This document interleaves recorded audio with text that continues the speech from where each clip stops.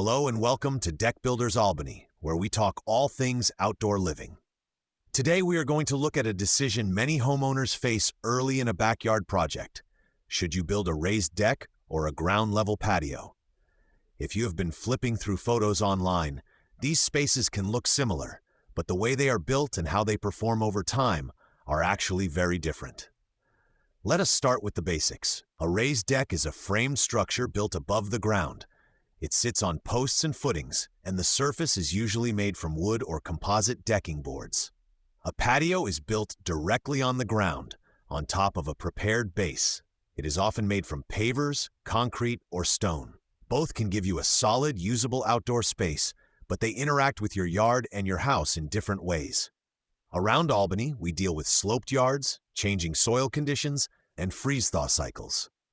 If your yard drops away from the house or you have uneven ground, a raised deck can span over those changes without needing to move a lot of soil.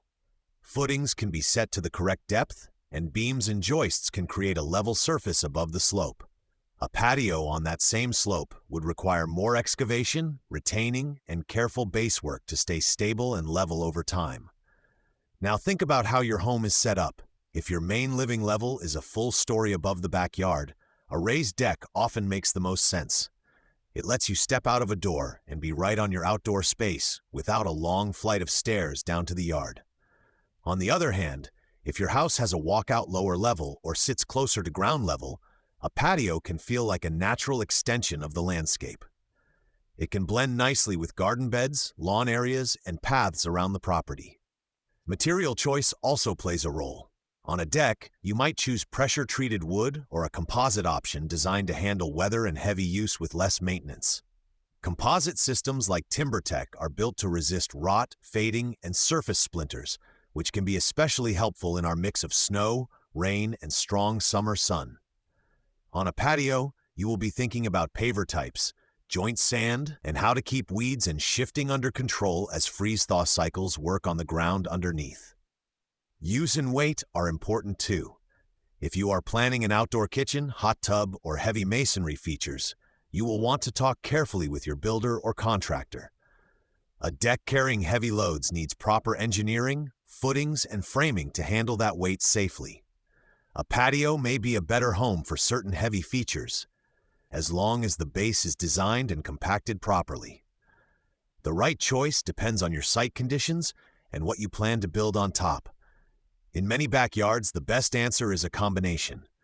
You might use a raised deck to connect the back door to the outdoors, then step down to a patio for a fire pit or dining area. Or you might use a patio as the main space and add a small deck off a side or rear door. Thinking about how these pieces can work together can give you more flexibility and make your yard feel larger and more useful. As you weigh your options, ask yourself a few simple questions. How steep is my yard? Where do I want people to walk? How important is a step-out deck directly off the house versus a space that feels more connected to the lawn and garden?